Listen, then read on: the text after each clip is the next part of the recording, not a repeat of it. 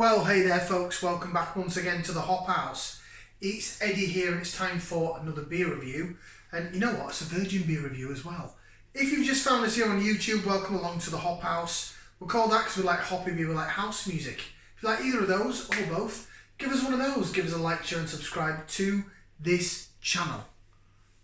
Okay, so today we're going to run through a couple of the beers that I picked up from Morrisons as part of the £10 challenge set by Scott from Scott Wanda's World. If you've not seen Scott Wanda's World, go on over, give them a subscribe to their channel. I'd love to say there's a button here, there and whatever, but I'm genuinely not that good with technology. So quite simply search for him, Scott Wanda's World. They do beer reviews, do cooking videos and all sorts of live streams and this, that and the other. But basically the long and the short of it is they said, right, you've got a tenner, go into Morrisons. They did Tesco first of all, but yeah, they give you a tenner, go into the supermarket and pick up what you can or what you'd like to. And the only rule is whatever you picked up in Tesco, you weren't allowed to pick up in Morrisons, so you weren't allowed to pick up the same beers.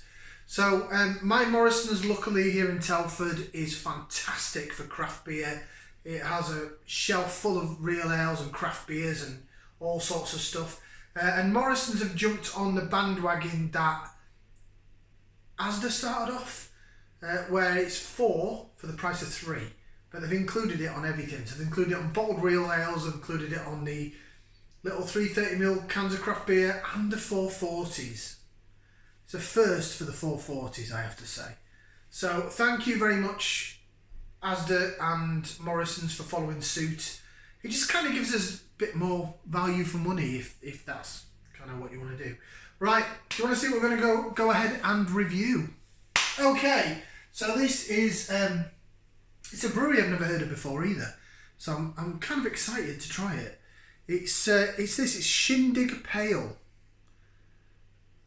And it is a West Coast Pale coming in at 4.5%. A 440ml can. Oh, bit of a dented can. It's very pallety, painty, colourful type thing. Feels like people had loads of strokes of paint on it, you know. In terms of the design of the can, of course, I'm talking about. But yeah, it's a West Coast, so I'm liking the sound of it already, to be fair. So I've done loads of IPAs and pale ales and stuff on the channel.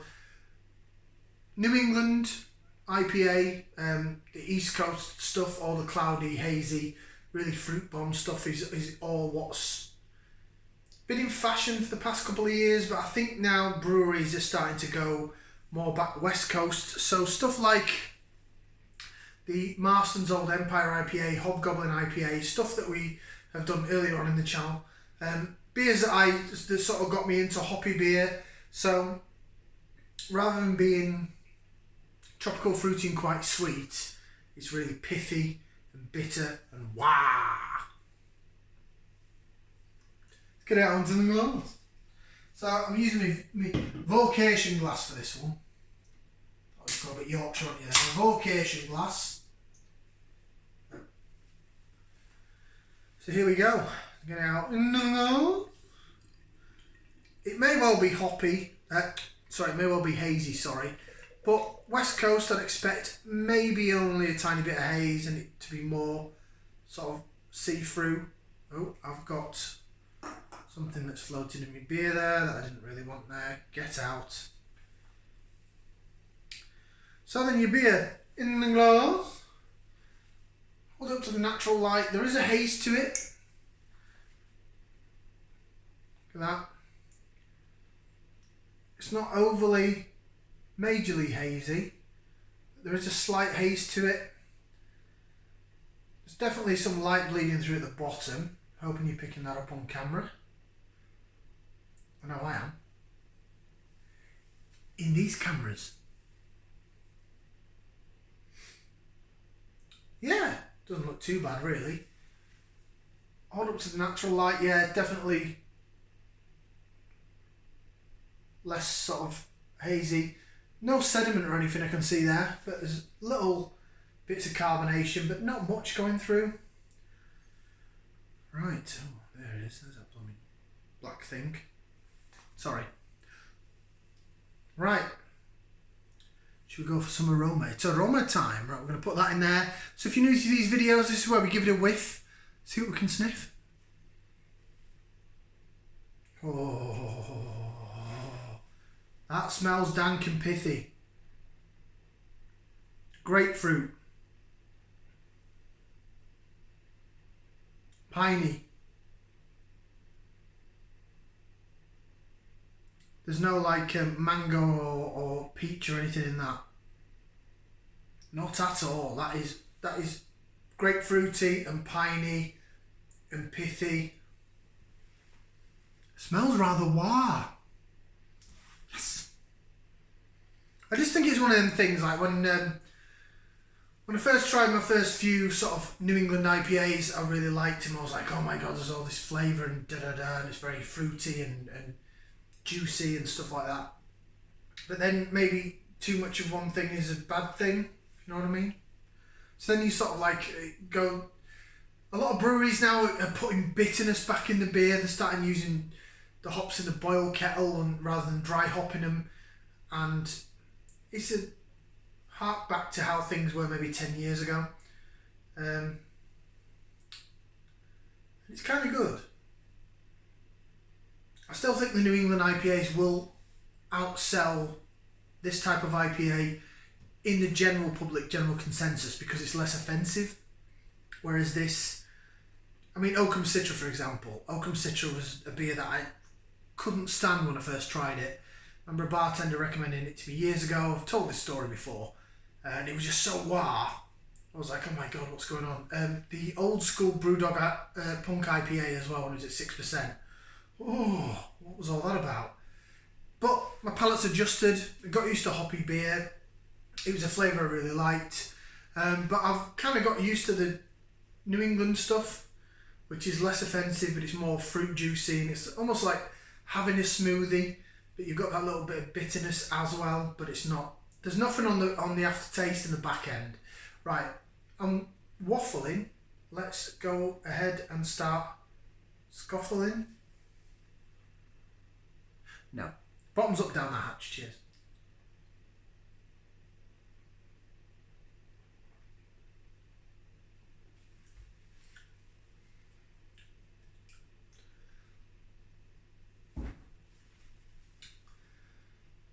California love. Oh, right there. West Coast is back. Oh, what a beer. What a beer. Mmm.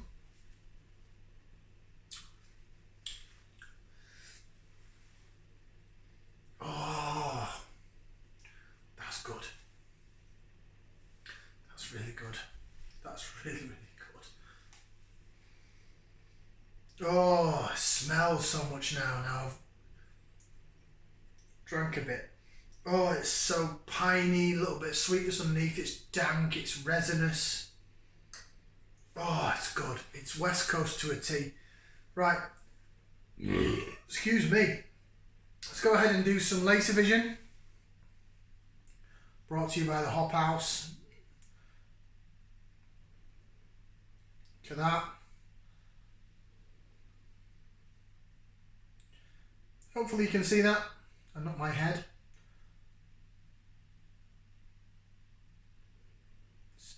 See how the bubbles are chasing? Oh, it's really good. Really good.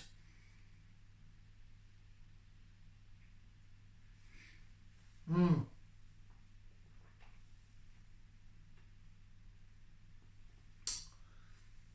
Oh man, what a beer. Yeah, that's banging. Really like that. Right. See what it says on the can. And then I shall rate it. So, it's all written sideways, which is a bit odd. Because that's like, you want to put your beer on the shelf like that, don't you? These hoppy beers, you're supposed to keep them upright, keep them fresh and all that. So I've heard. I don't know. Right. It says, Hazy Sessions since 2013. Drink beer, get wisdom. Drink beer, get wisdom. There's a hashtag for you.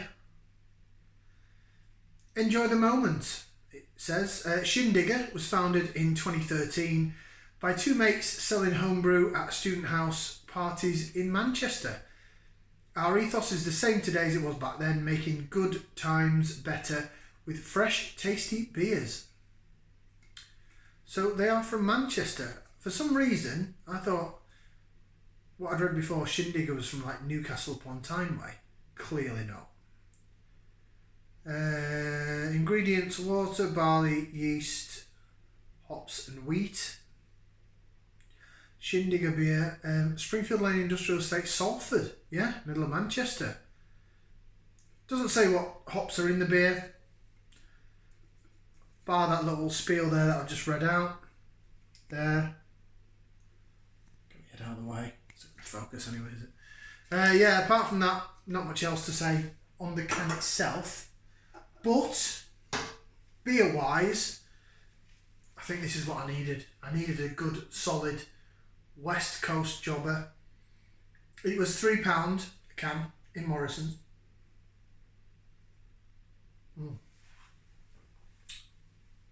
But it's part of the four for free. Not 4 for £3, that is. That's 4 for the price. Can you imagine 4 for £3? It'd be like that. Way!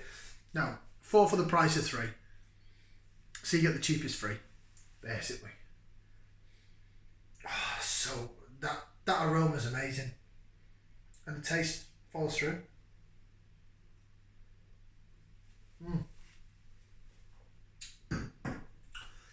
Oh, down the middle of the tongue, yeah, you get that sweetness.